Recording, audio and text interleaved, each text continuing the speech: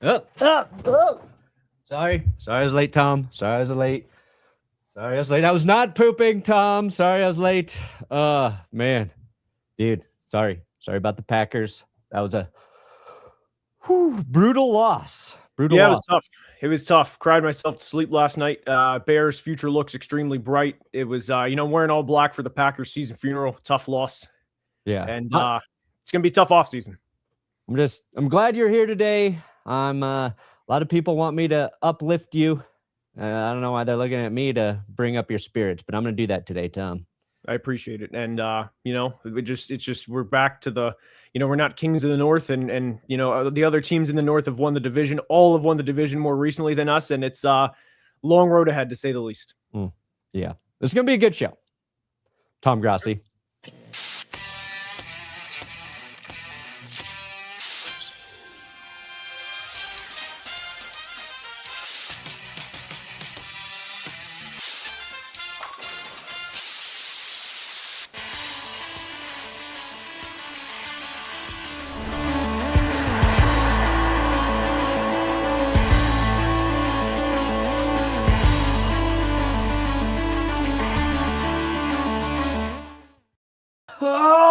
Baby, we here. We steer. You in the right direction. Welcome to another edition of the Grossi Perna Show. I'm Tom Grossi. That's Brandon Perna, and this is GPS. Oh, man. Oh, boy. Woo. Yeah, it was, as I just said, that was a tough one, man. That was a quick wardrobe change, but I wanted to feel like I needed to represent my team a little bit. Yeah.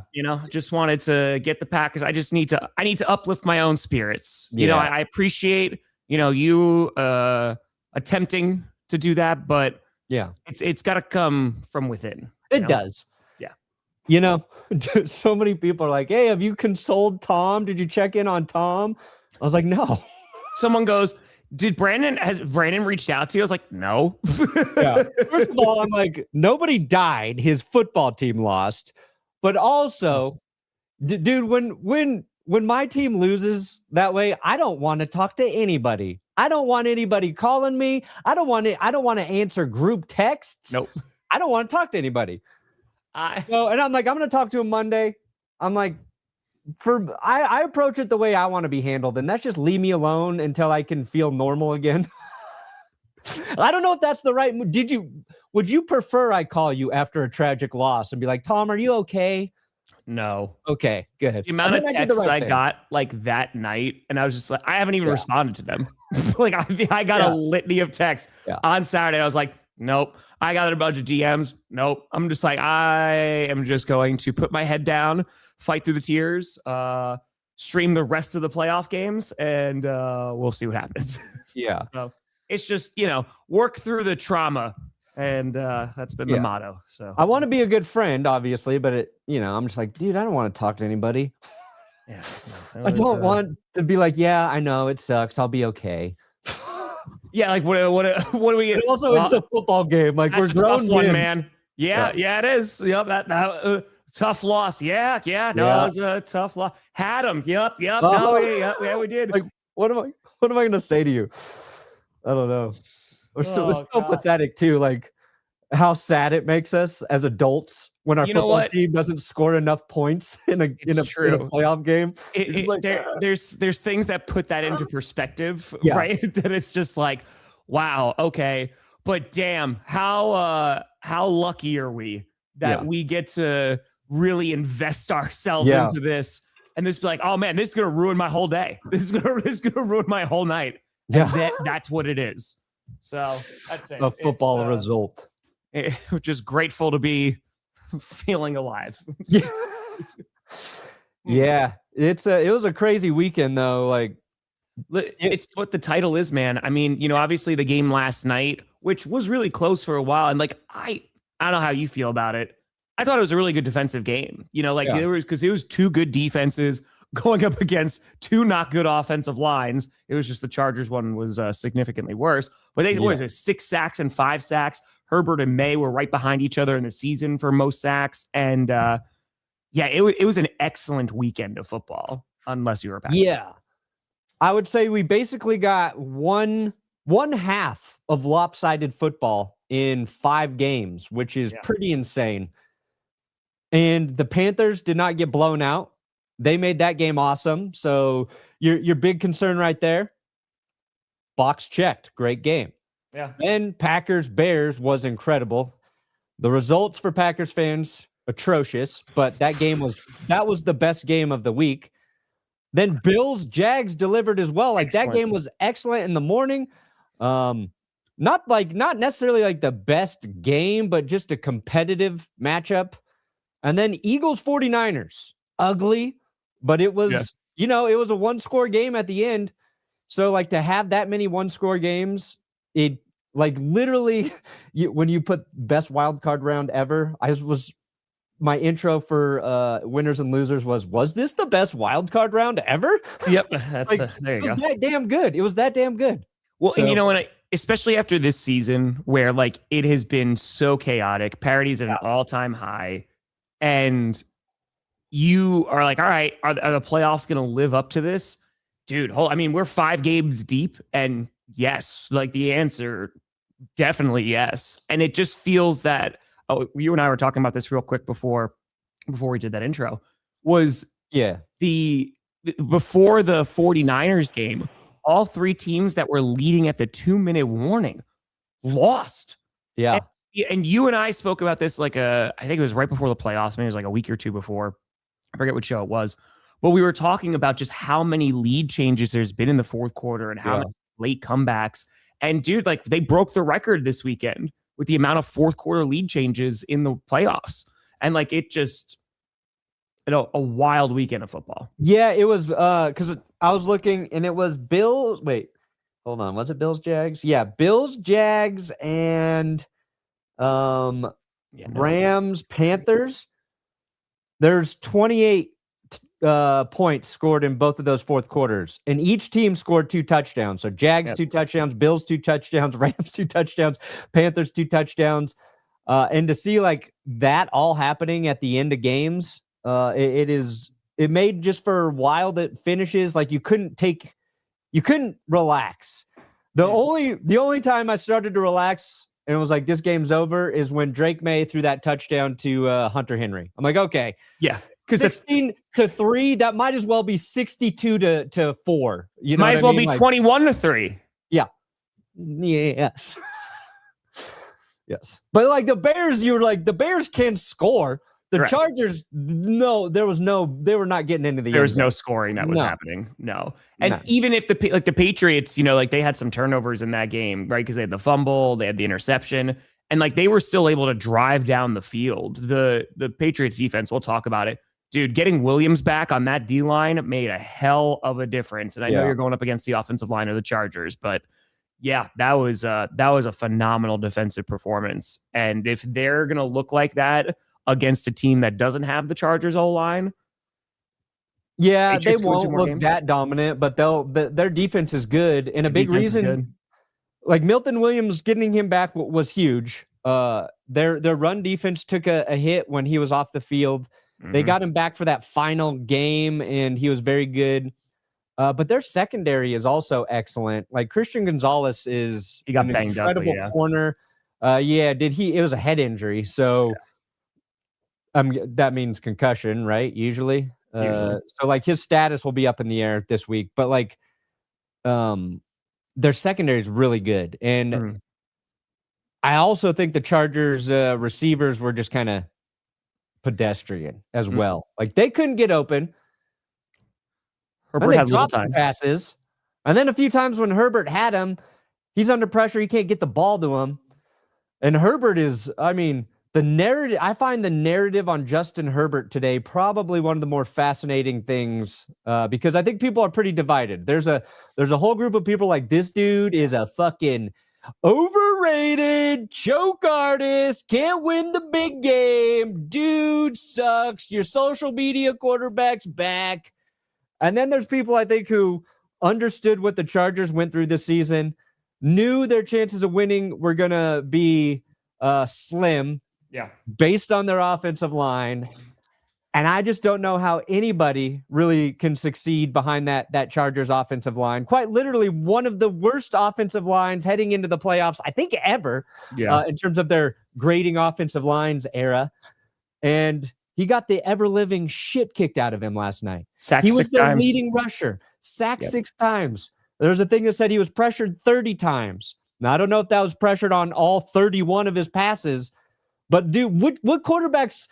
And the other 2 playoff losses for the Chargers and Justin Herbert, those critiques are really fair, in my opinion. Sure. This one, with Greg Roman as your OC, a man I defended Greg Roman with Lamar Jackson and the Ravens.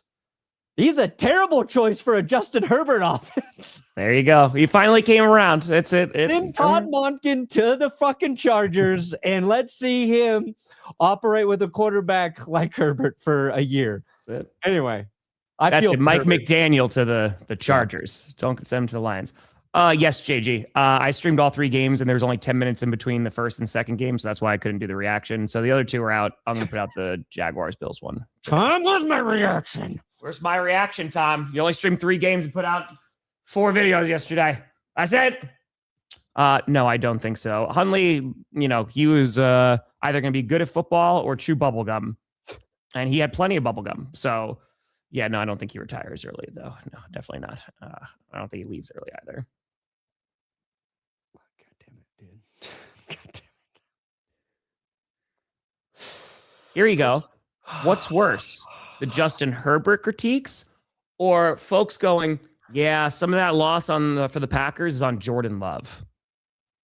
Because I got some of those too. Mr. Threw 4 touchdowns, man. The Jordan Love ones are more humorous to me. Sure they are. Like to see a quarterback who's thrown 4 touchdowns in a game and to be like, I think that might be the problem. Like, that's funnier to me. Herbert was not good last night. Yeah. Thanks for McManus. Now that's really funny to me. McManus on the Broncos Super Bowl run, perfect. In the postseason. I never want to see that man ever again. Ever again. McManus was so bad for winners and losers. I've got an award for former Broncos kickers in the playoffs because Matt Prater was pretty good for the Bills. Yeah, he was. You know what? I would have liked Matt Prater on Saturday night. That would have been something.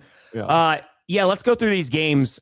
Starting off with the Rams-Panthers game. You and I spoke about this, about potential blowout, right? Like, all right, is there going to be some maybe lopsided games this weekend? Yeah. And that was the game of like, maybe, right? Because on paper, the Rams are the better team, but then the Panthers got healthier since the last time that they played, and the Panthers beat them before. They jump out to a 14-0 lead. Matthew Stafford doesn't throw an incompletion. It's all to Puka Nacua. He has like 2 touchdowns early in that game. And it looks like it is going to be a very lopsided affair. Yeah. But, dude, Panthers defense starts locking down. And Bryce Young, man, he has that scamper for a touchdown. This was a really fun game. This was a really, really fun game. And I know that, moral losses and all that great stuff, or moral victories, I should say, moral the Packers losses. had a moral loss. It was, that was the moral of the story. But yeah, for moral victories, I mean, like this boded pretty well, I think, for the Panthers, for them to be able to claw back into that, pun intended, and go toe-to-toe with the Rams. Yeah, this is a fun one, man. This is a lot of fun. They took the lead at the very end. Yeah, there's this should have been a blowout by the Rams. And if you're a Rams fan, that's probably what you're a little worried about.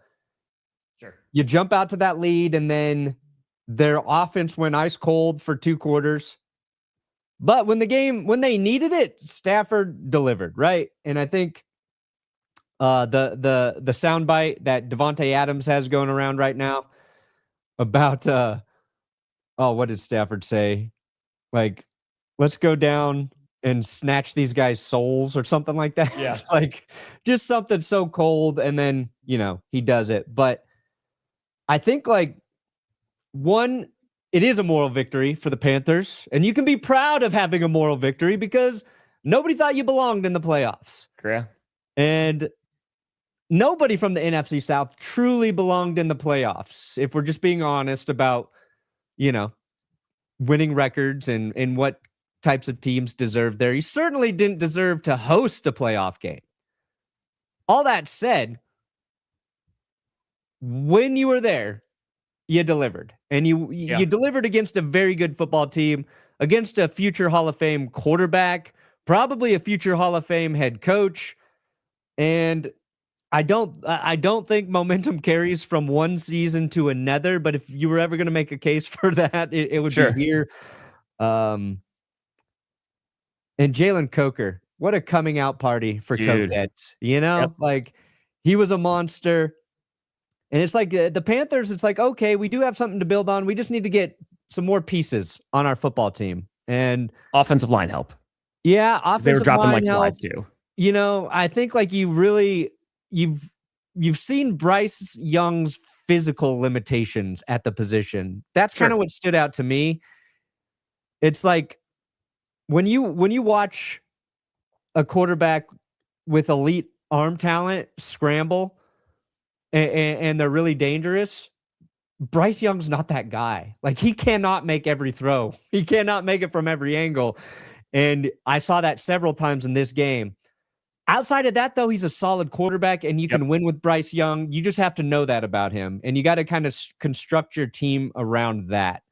I mean, you saw, not to go back to more deflating Packers losses, but earlier in this season, I mean, they were running so well with Rico, right? Like for those past few weeks, and it was like, okay, Bryce, just like make these throws, and like you just said, if you build that support around him, you could have a winning football team, especially when the defense is playing really well. Yeah. Right? Because the last time that they were able to beat the Rams, they forced 3 turnovers, right? And Bryce Young had 3 touchdowns, no interceptions, right? And they ran the ball effectively. So like you have a winning formula that is there.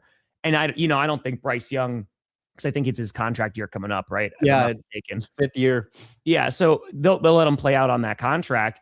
And it's kind of like, all right, like see what you get. And then he'll kind of like land in if he plays well, he'll land in that like, $45-ish million like area. And like I said, if you feel pretty confident, I like Canales over there. I think that they got some pieces. Yeah, I think it's about patience. Agreed with me. That's what I've heard. And I think Bryce Young, he's a quarterback. I think like from a protected pocket, he can make every throw.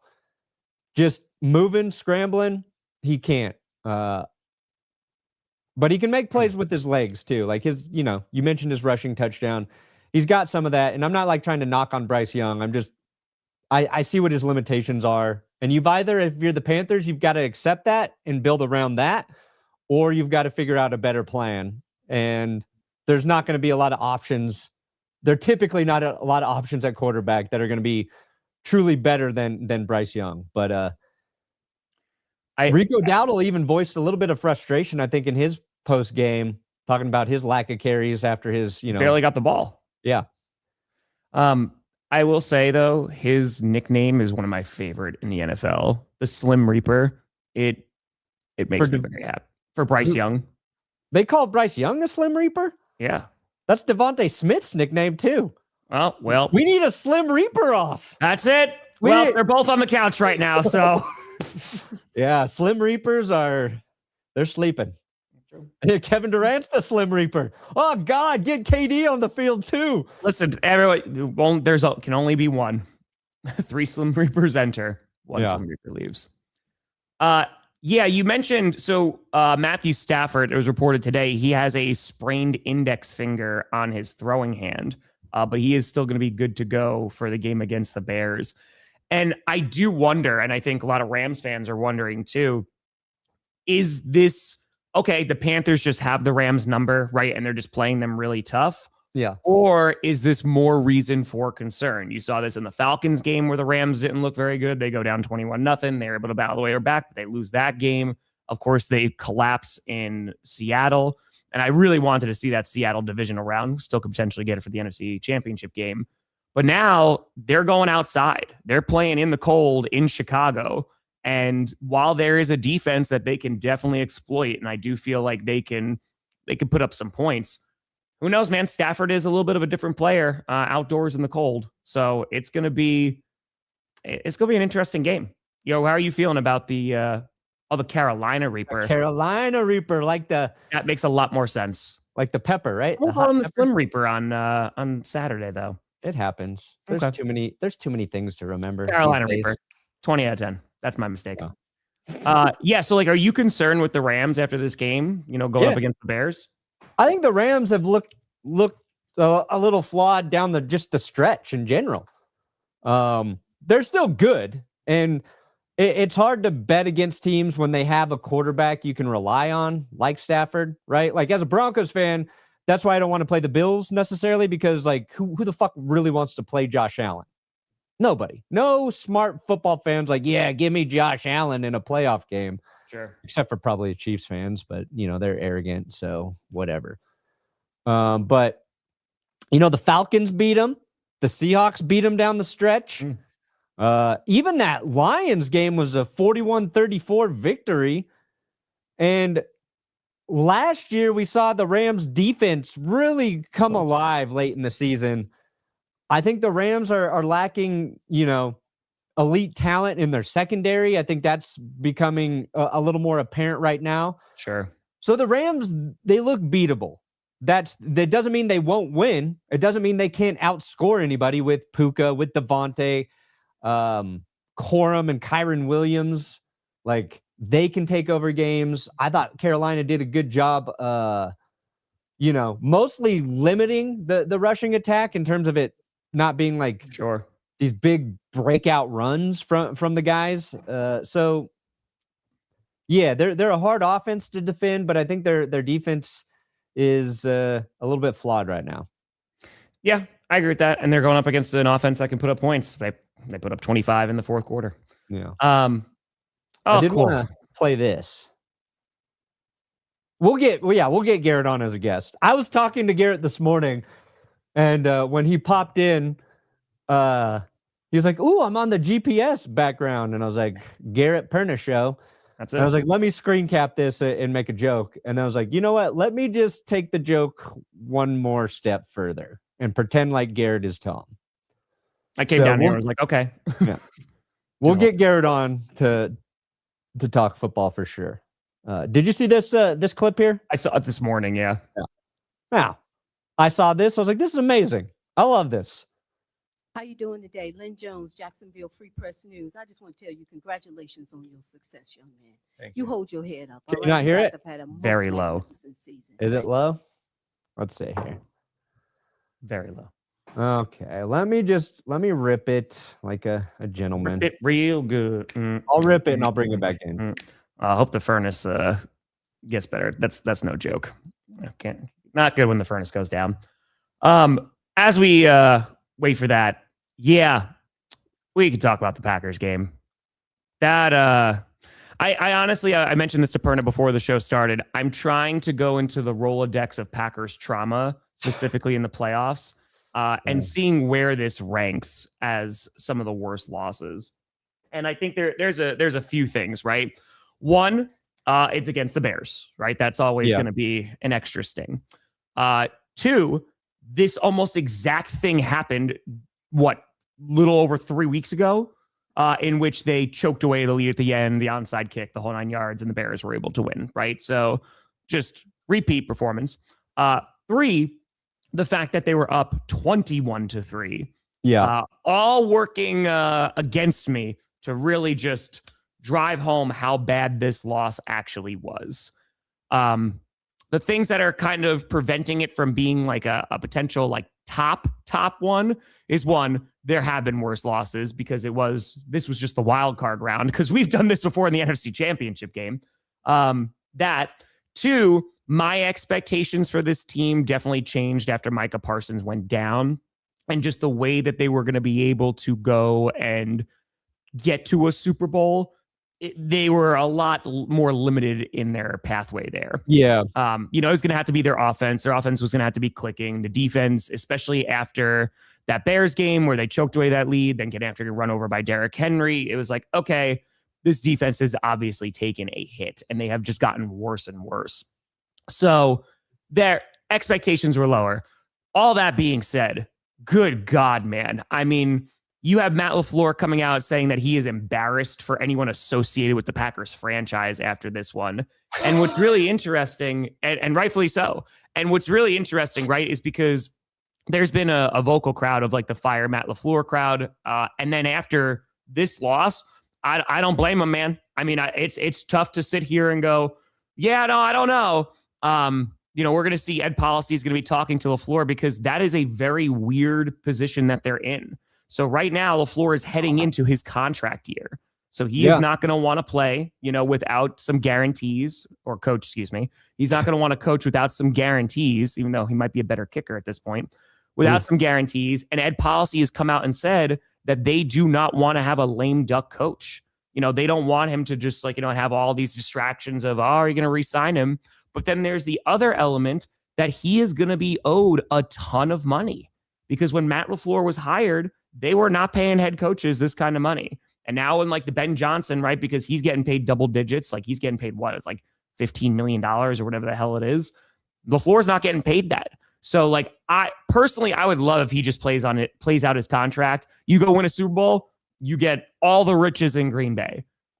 But I don't think that's how they're going to operate. And so it's going to be some really interesting conversations over these next 48 hours. Sure. It would be surprising to me if they did fire him. Agreed. I think he's a good head coach. And I think Packers fans are kind of just dealing with the reality of, and I think they know this, based on having Aaron Rodgers and only getting to the Super Bowl once there. But and Jordan Love is a very good quarterback, but he's not Aaron Rodgers yet in his career. And I think once you get to the postseason, it is so hard to win when you have a younger quarterback and when you're growing. And it, again, Jordan Love played well. This game, you don't have the guy you went all in for in Micah Parsons. You were betrayed by your kicker. There's some correctable things in this game that you can look into next season and go, it should be better. And I think you should trust LaFleur to guide you through that. You've had a lot of success. The Packers are a well-coached team, in my opinion. Things went to shit when you lost Micah. Now, this is probably also a terrible coaching cycle to move on from LaFleur. Agreed. Unless you Saleh or Harbaugh at this point. I don't. This is what I'm telling Packers fans, man. Harbaugh, have you seen what he does in the fourth quarter? And it's been years of this. And to your point, right? Yes, we could sit here and talk about, if they had Micah Parsons, it's different. If they had Devontae Wyatt, it's different. Hell, maybe if they have Zach Tom, because that offensive line wasn't blocking diddly squat in the second half, things could have been different. But the cold hard facts are, you're up 21-3 in this ball game. There is absolutely no reason you should lose this. And that is where you are going to blame coaching. You are going to blame personnel. You're going to blame the kicker. You're going to blame, there's a litany of things just in this game why you should have won. And so I don't want to use the injury excuse, because yes, you're 100% correct. There could have been things different, but with the guys on the field, they once again did not finish. And this happens over and over and over again. And Quay Walker came out and said that this happened before he was there. It's happened while he's there. And you go all the way back to that freaking NFC Championship game against the Seattle Seahawks, which fundamentally changed this franchise, in which it was I will never trust a lead ever again. And since then, this has happened over and over and over again. And this time it was special teams. We've seen that happen before. They had that offense, dude. Josh Jacobs was running real well in that first half. I think they had one run that was over a single yard in the second half. Yeah. Offensive line could not block. They didn't do anything in the third quarter. Matthew Golden got his first touchdown. That was really nice late in that game. That should have been it. But at the same time, man, there was things that went the Bears' way, that false start. And instead of the snap going over Caleb Williams' head late in that game, the Packers put the ball on the ground 4 times. Yeah. And they didn't lose a single one of those fumbles. Yeah.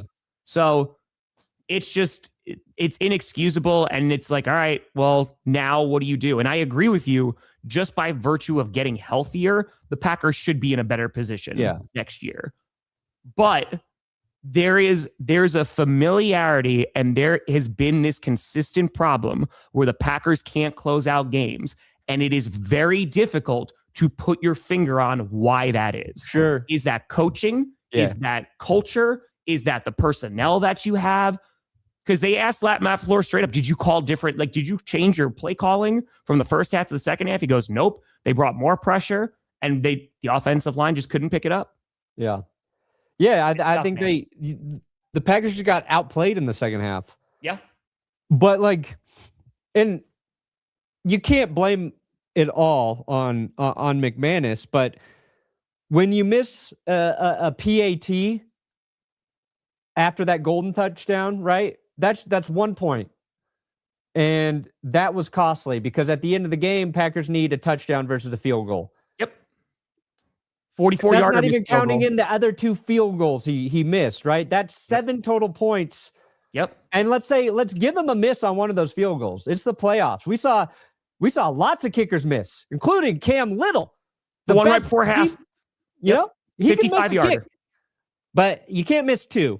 You can't squander 7 points in the playoffs, specifically against a division rival. I think that's just written in the rule book by the football gods. You miss 2 field goals against a division rival in the playoffs, you're gonna fucking lose. It's without Micah, you guys had a chance to win this game.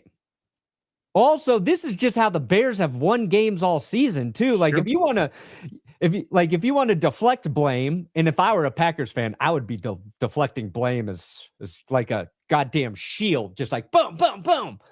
The Bears just do this. They didn't do it to just the Pack. Now they did it to the Packers twice this year with 10-point, leads. But they've done this so many times. Like it's how they kind of win games. And there's something about this Bears team with Caleb Williams late where they play their best football, where Caleb is starting to become one of those dudes at quarterback where you're like, dear God, if he has the ball in his hands late, this team has a chance. And it sucks for Packers fans because 2 of his best throws as a pro have come against you guys. Yeah. And it was to DJ Moore, and then it was that 4th and 8. Like those are like career catapulting type like plays from Caleb Williams. And it sucks to be on that end of it. Sure. But the Packers historically, they've been on the right side of those plays with guys like Favre, with guys like Aaron Rodgers. Sure. Jordan Love's had some incredible throws. But Caleb's just, dude, like you're seeing Caleb blossom into the quarterback I think a lot of people thought he could become when he was at USC. And if you want to make an argument against coaching, like Ben Johnson, he fucking wrecked the entire North by going to the Bears. He screwed over the Lions, he screwed over the Packers, and he elevated the Bears and is getting the best play out of Caleb Williams. Sure. At least the Vikings kind of did it to themselves this year. I don't think he really affected the Vikings. They fucked themselves, but it's crazy. It's been a fun division for somebody who doesn't have like a true rooting interest in the NFC North. That division has been fascinating all year to me as like an outsider. Yeah. I mean, the thing is too, like the defense, right? I was actually really impressed with the defense up until the 4th quarter. Yeah. They didn't allow a single touchdown, and you have the stats up right now. The Bears are a top 3 rushing team in the NFL. Yeah. And they held them to under 100 yards. And so like they did the things right, but the offense, man, 3 and out. And they just kept putting the defense back on, and the Bears were having long, sustained drives. And whether that was ending in a turnover or a field goal, dude, they were out there forever. They're completely gassed by the time you get into the 4th quarter, and the Bears put up 25 points. If you could have one play back in that game, not the kicks, obviously you go, just give me one of those kicks. Like one offensive play that sticks out to you, you're like, man, was there a moment you're like, if we would have made that play, I think this game is different. The Jaden Reed drop was pretty bad at the end of that game. Yeah. Because I think that changes things. It just hits him right in the hands. Yeah. That one hurt. But yeah, that's offensive. But yeah, I mean, like, dude, like there's just no, You mentioned the second game, right? Because this has happened before, but this was also it was like kind of a combination of the first two games that the Packers and Bears had. Because in the first game, the Packers dominated the first half, and it was like, oh, they're going to potentially run away with this. Like, they're playing really well. And then they didn't do anything in the second half, and the Bears clawed their way back. And it came down to the very end, where it's a thrown ball and Keyshawn Nixon intercepts it, and that was the game. But the Bears clawed back in that one too. So it's just, man, they're Rich Bisaccia. You want to talk about LaFleur too? He's also responsible for keeping this coaching personnel. And I don't know how you have been able to justify Rich Bisaccia being on this team. Dan Whelan, our punter, phenomenal season. And so I will give him credit, working with Whelan, because he's become a really good punter. Yep. But you had McManus. They have no return game either in punts or on kickoffs. And it is truly how you pay him the most amount of money. I know he's the assistant head coach too, but he's the highest paid special teams coordinator, and they have not gotten significantly better. Yeah. Well, dude, like Denver had the same issue with Rizzi this year. The first half of the season, there's a lot of issues with special teams. And I think it's a fair criticism because the kickoff game alone has changed significantly over the last 2 years. Yes. I think special teams coordinators are having to adjust on how they defend kickoffs, how they approach their kickoffs. And I think some of the guys who were very good prior to these kickoff rule changes are struggling to adapt, or it's a transition period to kind of figure out and dial in what you really need your guys to do in those situations. And we have seen so many plays change games because of the kickoff. There was what game did the kicker kick it inside the landing zone? Was it Buffalo? One of them didn't. The ball didn't land in the landing zone towards the end of one of these games. I can't remember which fucking game it was now. But it puts the team at the 40-yard line. So it's like that's a whole thing. It's a legitimate, like special teams. Because what was it? Belichick talked about this years ago and was just like, because they had dedicated players for special teams, right? Like they had gunners that were running down there. They had dedicated, and sometimes that's a pain in the ass because they take up a dedicated roster spot, right? And so look at what the Packers have done. They've attempted to do this, but usually they just throw a wide receiver back there and they're like, all right, or like a corner back there and they're like, Keyshawn Nixon was that returner. And then he didn't want to do it no more. I don't know what Keyshawn Nixon going to do in this offseason. Probably not on the Packers. But having Josh Jacobs return a kick for you guys almost blew up in your face. Got to do something. He's got to see the field somehow in the second half. You know what I mean? But they don't have those dedicated guys. And now special teams has become such an integral part of the game. Oh man, I mean, just those kickoffs alone. If you don't have a guy that can get inside the landing zone, they're starting on the 35. And you and I just spoke about this too. And we're talking about with Johnny. Like that is a huge advantage. If you could look at Cam Little, I know he missed yesterday, and we'll talk about that game in a second. But having a guy, if you only have to go, 25 yards from where you are to kick a field goal, that's a huge advantage, man. It is. It's a big advantage. And the Bills, after they scored their lead-taking touchdown, they kicked it, and their special teams got a stop, and I think they tackled Jacksonville around like the 22-yard line. So like the Jags had to go a deep distance to have a chance, and like that has been the opposite case for a lot of teams. Like, oh shit, Sam Darnold needs 15 yards to get the Seahawks in field goal range. Yeah. Doesn't have any timeouts. Doesn't matter. Yeah. Doesn't matter. As buddies, that was your first NFL game as an adult and your girlfriend's first game. Yeah, that's that's a game to attend. Now, Bears fans, man, do those victory laps. They trust me, they've been doing them. As they should. Dude, I mean, because if you're the Bears, they have been on the receiving end of this so often, where it's Aaron Rodgers, as you mentioned, like pulling something out of the hat. It's Brett Favre pulling something out of the hat. The rivalry's back, man. You saw that Ben Johnson handshake. Oh, this rivalry's all the way back. Running away. I don't know why he was crouched over so low, but good God. In his first. Oh, wow. Is that a pancreas? In his first game. Let's take a look Game. Let's take a look. Yeah, the guy took a cheap shot and hit him in the balls. Game. Let's take a look. That's what Packers fans feel like today. It's true. Speaking of a punch of the balls, I know we're skipping ahead because we'll go to the Bills game next. Dude, George Kittle. Oh, I feel so. First of all, at what point is it going to be enough taking everybody from the 49ers? At what point are the injury gods going to be satisfied? Apparently not. Their bloodlust cannot be quenched. If the Niners win the Super Bowl this year, it is going to be one of the most impressive accomplishments in coaching we've ever seen. Right? I was just talking about the Packers having an excuse because you lost Micah Parsons. But at least you had Micah Parsons for, 12 games? Yeah, we had him for a good chunk. Yeah. When did Nick Bosa get hurt? That was pretty early. Nick Bosa, gone. Fred Warner, gone. George Kittle, gone now. Brandon Ayuk just fucking said, I'm not even going to play for you guys. I'm not going to even be. Yeah, I'm just gone. I'm not playing receiver at all this year. No. Radical, yeah. You got to get Bisaccia out of there at the very, very least.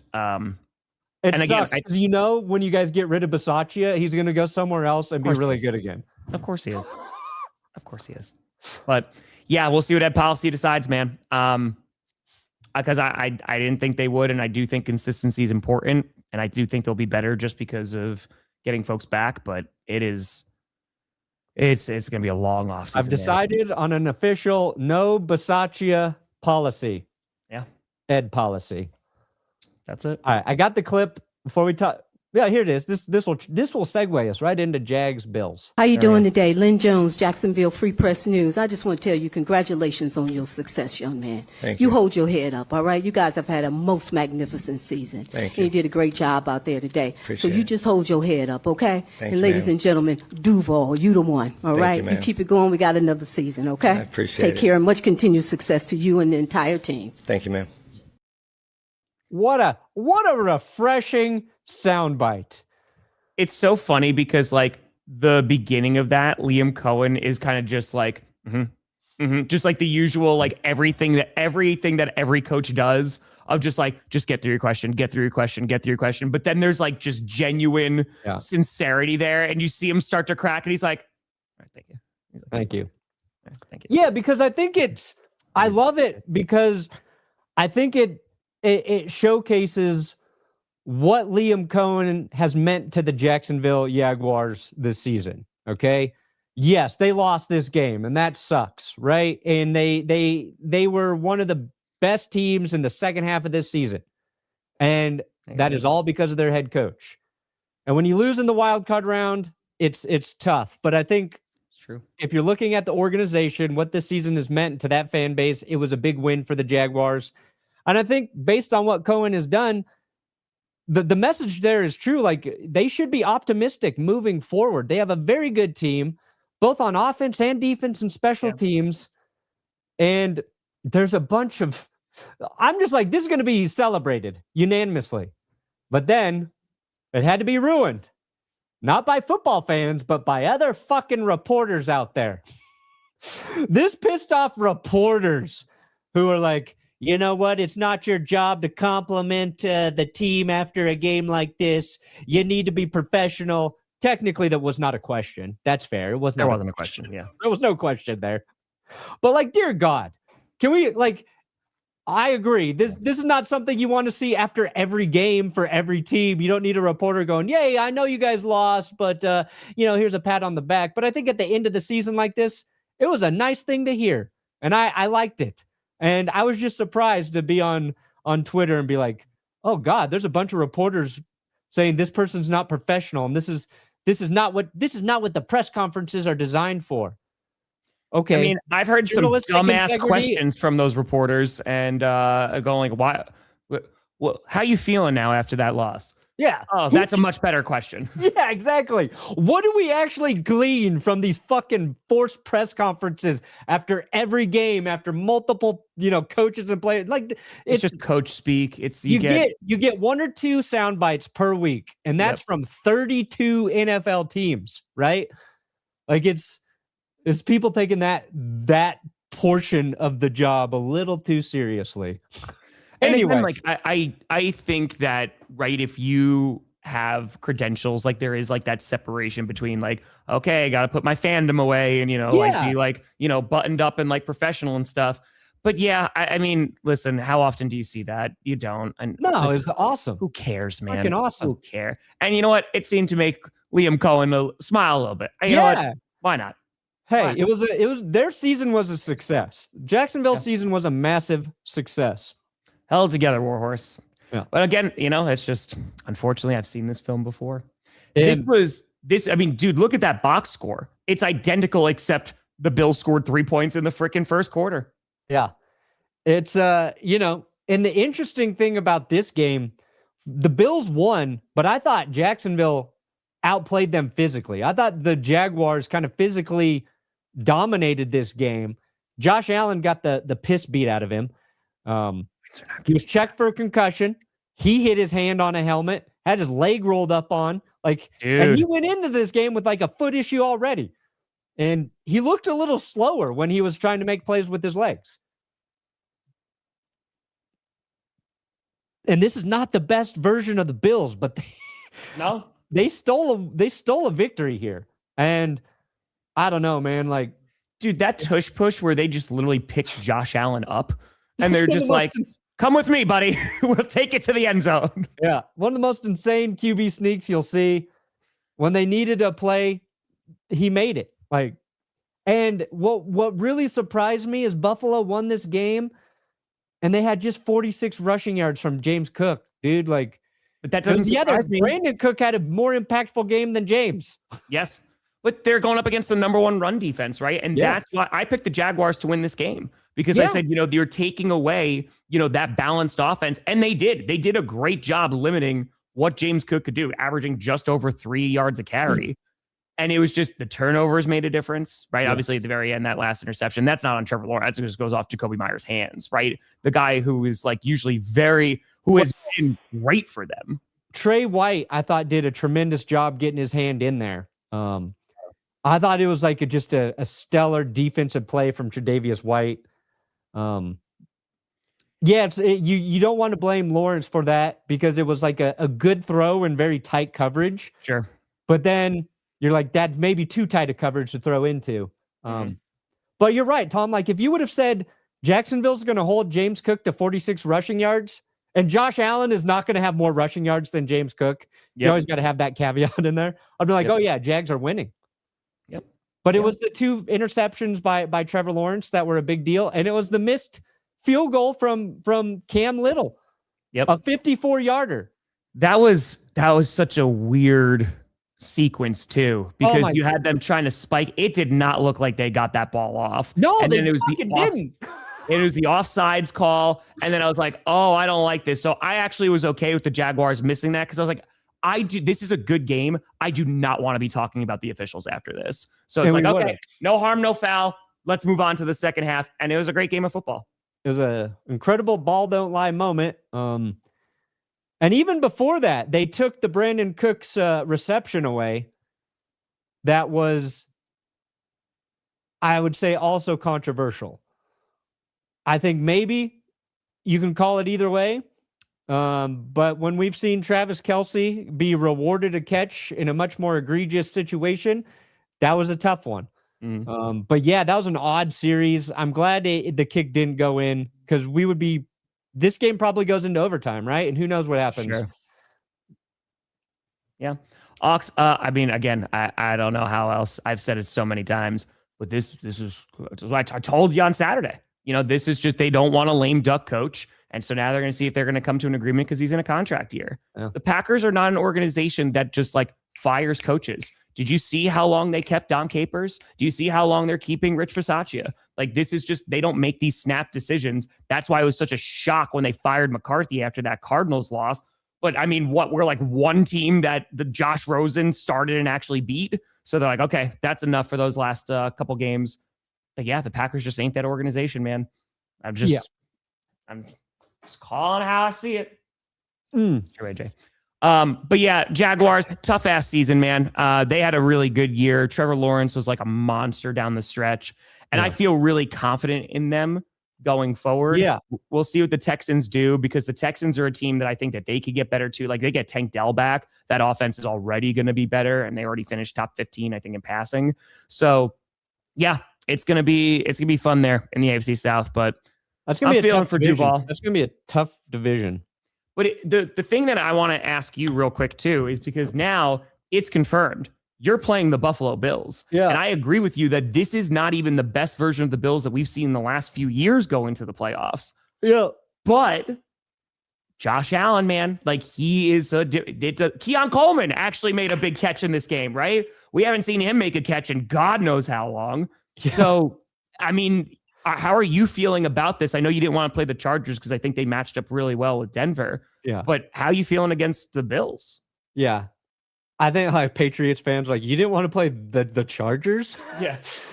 And I would say, yes, you saw that defense. You saw what the Chargers defense does. It's been a nightmare for the Broncos offense. The Chargers defense and what they did to the Patriots offense last night made me feel a little vindicated for how Denver has kind of struggled against LA. Knowing how hot Drake Maye has been this season. And they made Drake Maye look human for the first half of that game. He made a couple big throws, but overall, like, they did a good job against the Patriots offense. Out of all of the quarterbacks in the AFC, the one I do not want to play is Josh Allen. Okay. He is hard to defend on multiple levels. I think guys who can extend the plays the way Josh Allen does has been a little tricky for the Broncos defense this year. Denver's had some matchup problems with tight ends. Buffalo has 2 of them. But I mean, I really like. We'll see how tonight goes, but I want to play the Steelers. That'd be my dream scenario. But like I said, like, I don't want to play any team in the AFC. Like, they all talk of the Super Bowl. Yeah. But like, Josh Allen's the quarterback I want to play the least. Like, I'd rather play against Drake Maye. And that's no offense to Drake Maye, who I think has been incredible this year. I think he's going to have a long, great NFL career, but a young quarterback in the playoffs versus Josh Allen, who's been there so many times. Sure. I'll take that matchup. That said, the team that scared me the most would have been Jacksonville. So they're gone. Thank you. I don't want to cover Parker Washington. The Bills struggled covering Parker. He's going to be, I think he's going to have a breakout season next year. I think Jags fans say he's having it this year, but like, I think he's going to be a big player. So yeah, I'm not going to be cocky and say I want any of these teams, because the Broncos, the way they have won this year, they have not dominated anyone except for the Cowboys and the Bengals without Joe Burrow. Like, it's going to come down to the fourth quarter in that game. And I'm just going to pray that the Broncos finish it off like they've done so many times. The one thing I like about Buffalo is they're banged up. That was a physical game. Yeah. Their defense a little banged up. Josh Allen's not 100%. James Cook didn't look 100% either. He kind of rolled his ankle. But like, that's like my only thing with the Bills. They got to come into Denver. They're not 100%, and they got to play on Saturday coming off a Sunday game. Those are our advantages. Will it matter? Who the fuck knows? But it should be a fun game, though. It's going to break my heart to send the Bills home if the Broncos do it. Elliot, very sorry for your loss, my friend. Hey, listen. Yeah, the Bears. Like I said, man, like, this has been a season, and I know we're about to talk about the Eagles and the 49ers, but I think the Bears playing Matthew Stafford out in the cold is definitely not a foregone conclusion that the Rams win that football game. No, it is not. No. So who knows, man? I mean, this could literally be my living nightmare, and we see the Bears in the NFC Championship game, and that would be, I think that'd be tough. Of all the teams remaining, I think the Bills versus Bears would be like the most electric Super Bowl in terms of like hype and fan bases and viewership. A Bears-Bills Super Bowl would be pretty insane. As would a Broncos-Bears Super Bowl. Like Caleb Williams versus Bo Nix, each in their sophomore season. 2 teams who just like shit the bed for 3 quarters and then get it together in the fourth. Like, let's Let's see it, baby. You like football? Yeah, I do. We do too. Mm. I do too. Uh, Oh, good. Blessing the Bears and cursing the Packers. Excellent. That's Brandon Perna. wow. There we go. Got a Bears blessing. I also just love, I'm sure Perna doesn't remember. 2 years ago? Yeah, buddy. If it was 2 weeks ago, Brandon's like, I don't know if I did that. Yeah. Who was I that week? Yeah, exactly. Junior, it's just a little improvement bit by bit. This game, oh man, I feel like Eagles fans are in two camps. One, they're infuriated, obviously, because they lost this football game and it's against the 49ers and their defense played incredibly well for 3 quarters. I know that life. And then, they get to potentially fire Kevin Patullo. If they don't fire that man, oh boy, it is. Yeah. But you saw it all year, right? This is who the Eagles have been all year. And Saquon had a really good game. Here's where I was totally off base. I was like, if the 49ers are going to win, it's got to be CMC, man. And he was very good in the receiving game, right? He made a huge difference in that game. The trick play. He also got another touchdown. He had 2 grabs. But they really stopped CMC. They had the 22nd ranked run defense heading into this game. And CMC was a non-factor on the ground. And so the fact that this came down after Purdy also had the turnovers too, dude, this is just an infuriating loss for Philadelphia, because with that defense, man, there's no reason that they shouldn't have won this game. Yeah. I thought, just like that James Cook stat, if you would have said Saquon has over 100 yards, I'm like, yeah, the Eagles probably win that game.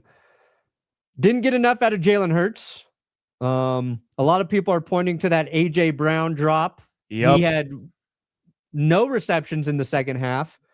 But that A.J. Brown drop is forgiven because Dallas Goedert, I believe, converted on the next play. Somebody converted on the next play. Yeah, Goddard was solid. It didn't matter ultimately there. Yep. Yes, they limited Christian McCaffrey in terms of his effectiveness as a rusher. Yes. But I thought Christian McCaffrey was the most important player after George Kittle went down. Like, his 2 receiving touchdowns were the difference in this game. The Juwan Jennings throw and McCaffrey's adjustment, just pretty incredible. Yep. Back. And Demarcus Robinson starting that game fast for the 49ers. Yeah. It was a 61-yard play there. And then he scored the touchdown. So the Niners, they find ways to just get plays from guys. Even Kyle Juszczyk, it felt like every play Juszczyk made was important for the Niners offense, kept them going, kept them alive, and they get that last touchdown to take the lead, and it's their defense that, stops Philly. Yeah. Am I surprised that the Eagles offense struggled? No.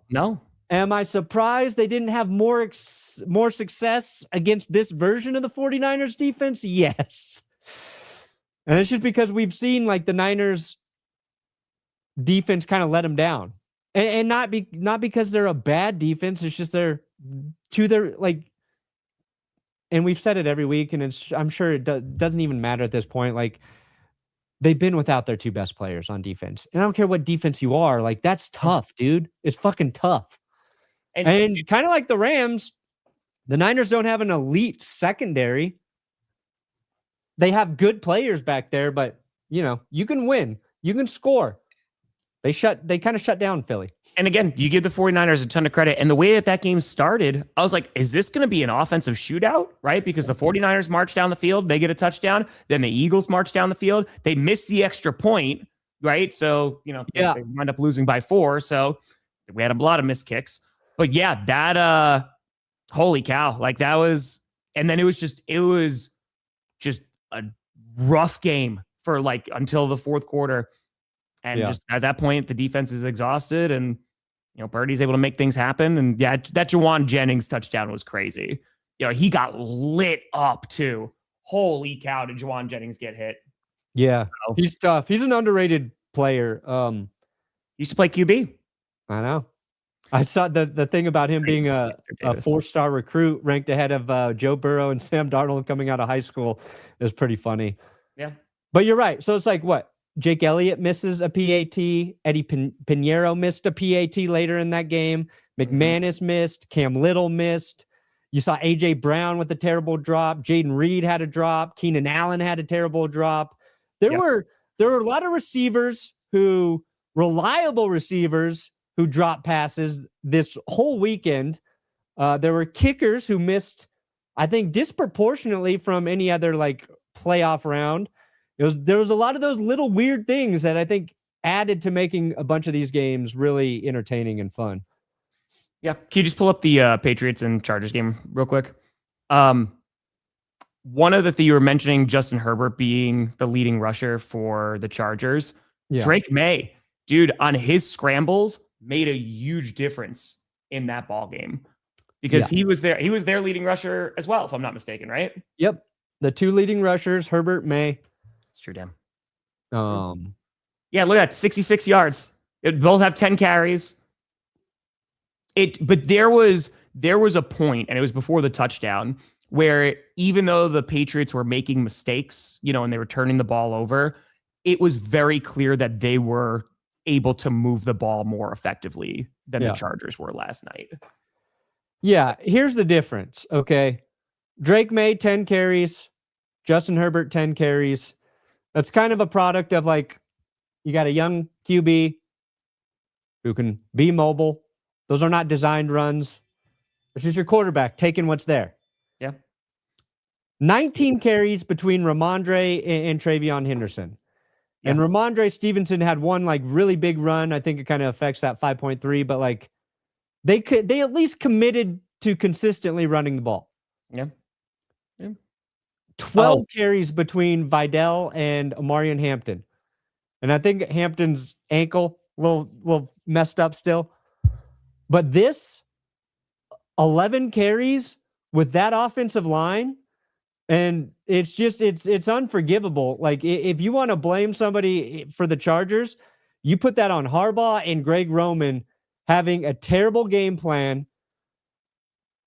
for a clear weakness. It's not like they went into this game going, you know what? We can throw the ball 30 plus times and win. Like your line sucks because it's hurt. Yep. And even if it was healthy, there's still the interior of that line was a problem. Correct.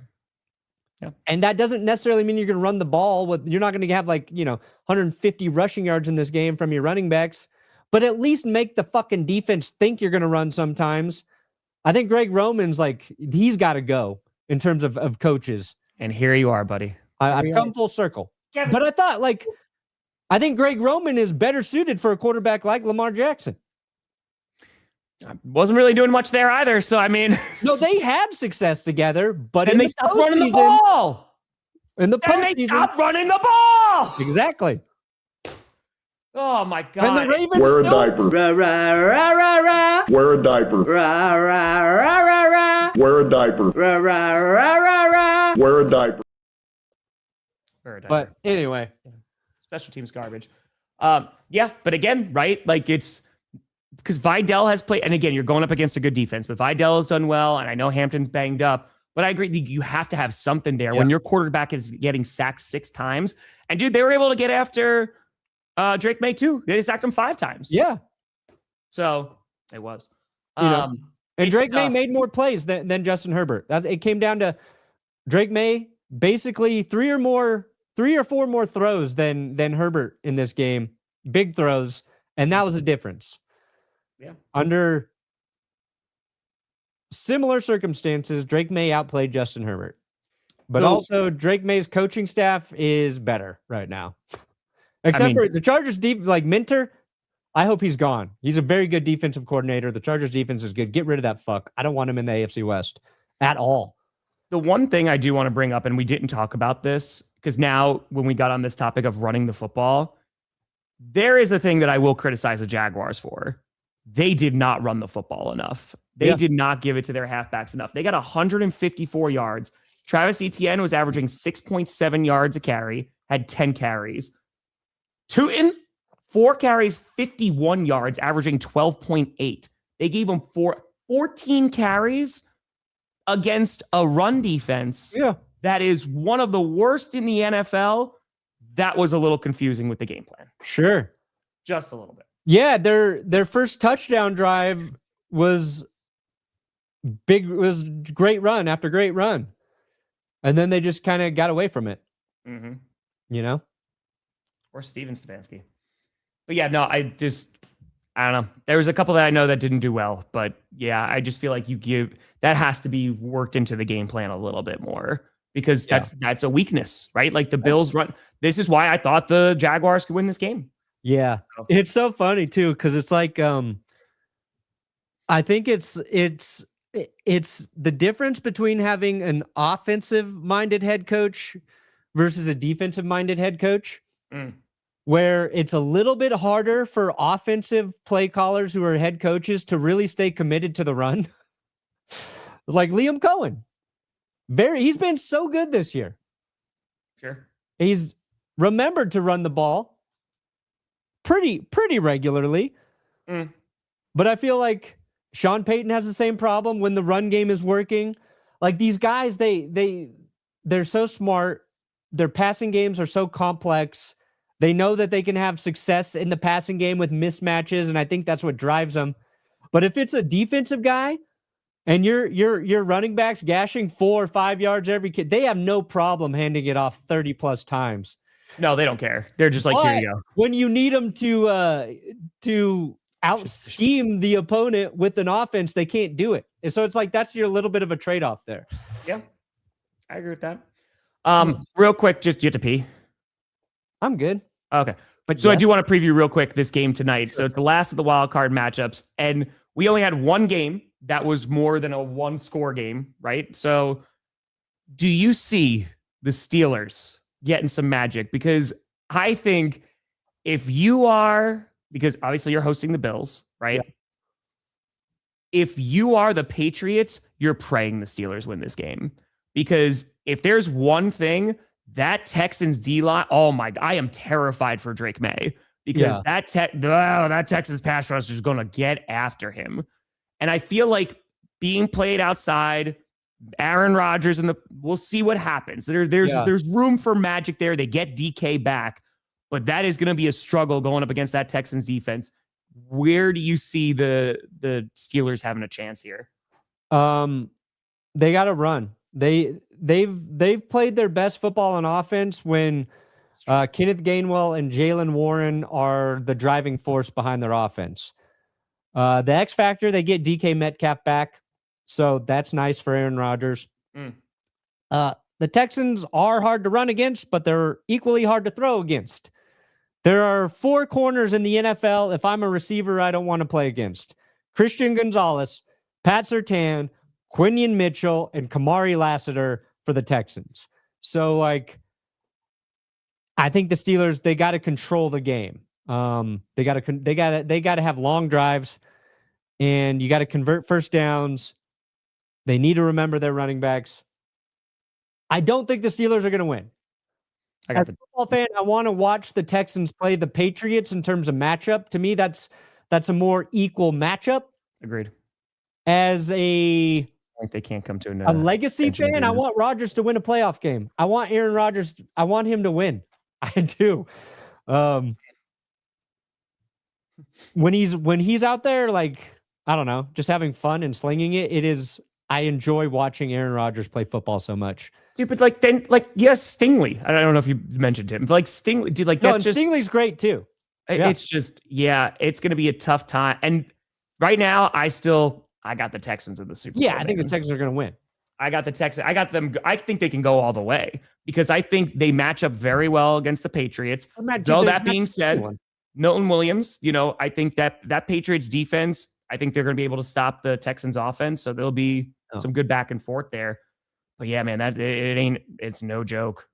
It is no joke. They play outside. They can play indoors.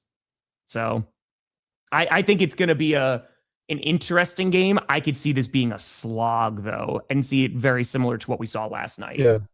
No, I can see the Texans beating the yellow right out of those Steelers uniforms. Right there. I think it'll be a good game, though, because the Texans have struggled to run the ball. Yes. And CJ Stroud has been solid this year, but not perfect. Like, he's a guy you can pressure. He's a guy you can get off his game. You know what I mean? I don't know if the Steelers defense can do it, but you can get CJ Stroud off his game. I do want to watch the Texans and Patriots play each other. I just think that's going to be a really fun matchup. But and I want the Patriots to have to go through the most difficult path. Sure. To get to the Super Bowl. As a Broncos fan, I do not want to play the Texans, so I hope the Steelers win, then I hope the Steelers upset the Patriots, and if the Broncos can beat the Bills, the Broncos host the Steelers in the playoffs. I want that.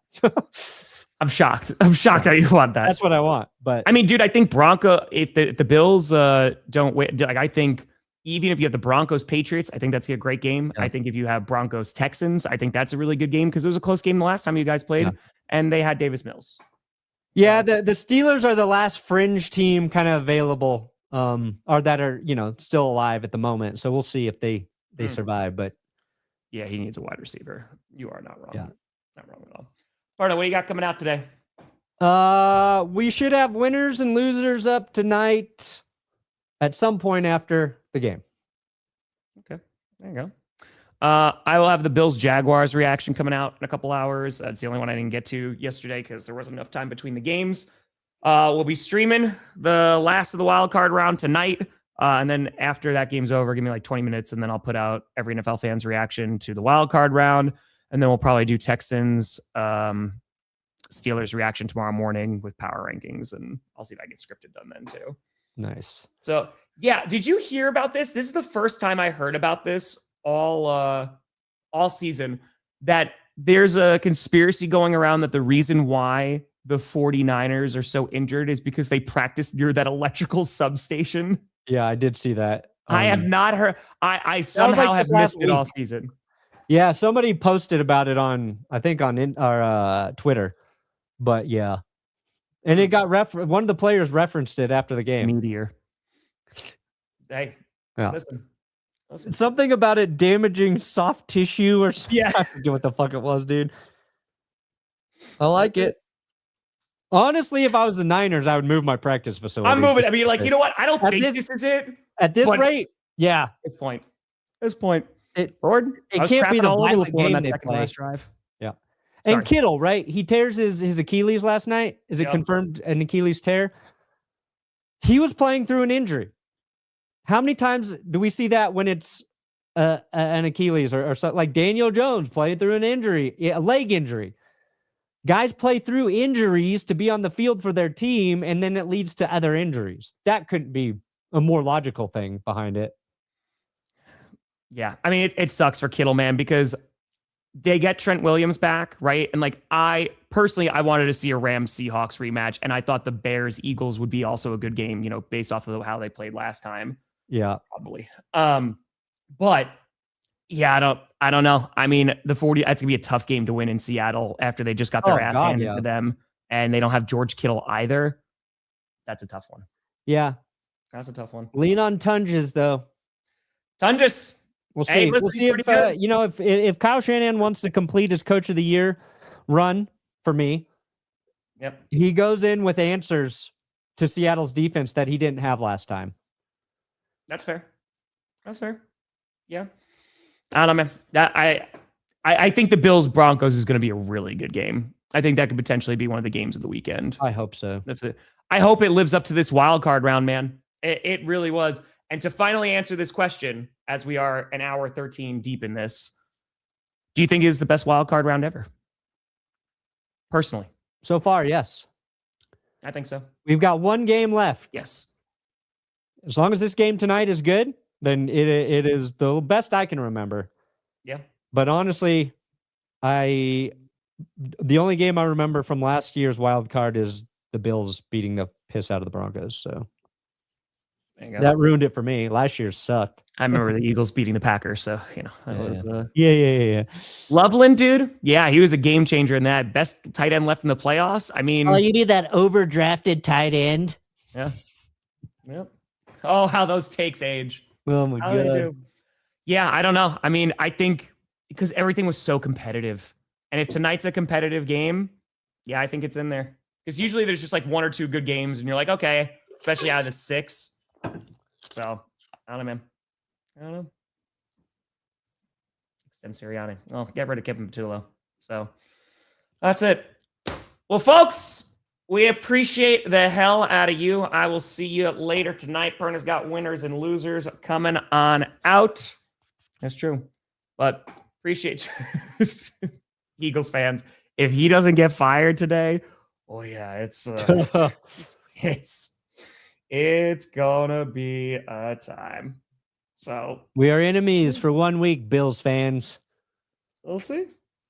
Hey, Justin, now you potentially get to take them out for the whole game if they're able to knock out the Steelers and the Patriots. So, well, folks, thank you so much for watching. I'm Tom Grossi. That's Brandon Perna. This is GPS, and you have been navigated. Anything for CMC. I need to eat you